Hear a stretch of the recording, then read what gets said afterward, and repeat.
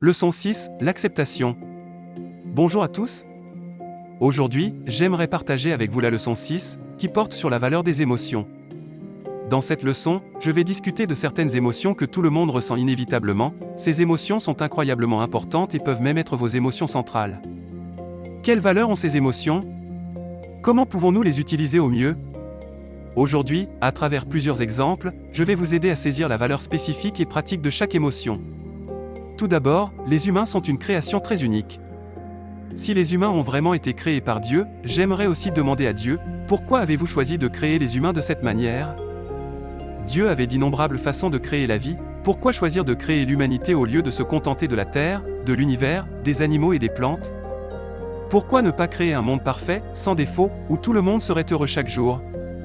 Je ne connais pas la réponse exacte, mais je soupçonne que cette conception pourrait provenir de l'amour compatissant de l'univers, espérant que chacun de nous apprenne à accepter la fragilité de la vie, à accepter notre propre vulnérabilité et nos échecs. Ce n'est qu'en acceptant cela que nous pouvons acquérir de la force et grandir. Il s'agit d'une acceptation inconditionnelle, plutôt que de se juger en fonction de l'environnement extérieur. Aujourd'hui, j'aimerais illustrer ce concept avec des exemples courants, comme la culpabilité, la tristesse, la colère, l'anxiété et la peur, des émotions que chacun traverse. Je vais expliquer chacune de ces émotions pour montrer ce qu'elles nous rappellent et comment les utiliser correctement afin qu'elles ne nous détruisent pas ou ne nous blessent pas. Commençons par la culpabilité. Chaque émotion a une valeur différente pour chaque personne, ce que je partage aujourd'hui n'est que ma perspective personnelle, pas un standard de manuel scolaire, simplement une référence ou un guide. La culpabilité peut être une émotion extrêmement destructrice. Beaucoup de gens estiment qu'ils ne méritent pas le bonheur et la joie en raison de la culpabilité et peuvent même inconsciemment choisir la dépression, l'eczéma, le mal de dos, le cancer et d'autres problèmes comme un moyen de se punir parce qu'ils se sentent coupables envers certaines personnes. La culpabilité est une émotion fatale, et une culpabilité persistante peut entraîner des problèmes mentaux et physiques graves. Par exemple, de nombreux vétérans américains de la guerre du Vietnam ont souffert de problèmes de santé mentale ou même se sont suicidés en raison de la culpabilité du survivant. Cependant, la culpabilité n'existe pas pour nous détruire, elle est un rappel que nous vivons dans le passé, que nous utilisons nos erreurs passées pour nous punir. La culpabilité est un cadeau de la vie parce que tout le monde commet des erreurs. Quand la culpabilité apparaît, je me dis que je refuse de me pardonner et que mes attentes pour moi-même sont trop élevées.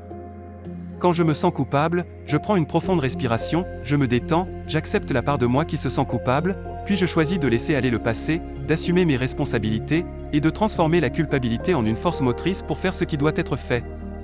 Ainsi, la culpabilité devient une énergie de soutien. Ensuite, parlons de la colère.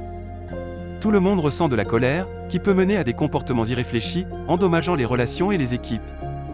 Lorsque nous ne comprenons pas ou que nous essayons d'éviter la colère, elle apporte du tort. Mais si nous utilisons bien la colère, lorsqu'elle surgit, nous pouvons d'abord prendre une profonde respiration, reconnaître sa présence, et voir ce qu'elle nous rappelle. Nous pourrions être trop attachés à quelque chose, imposant nos normes aux autres.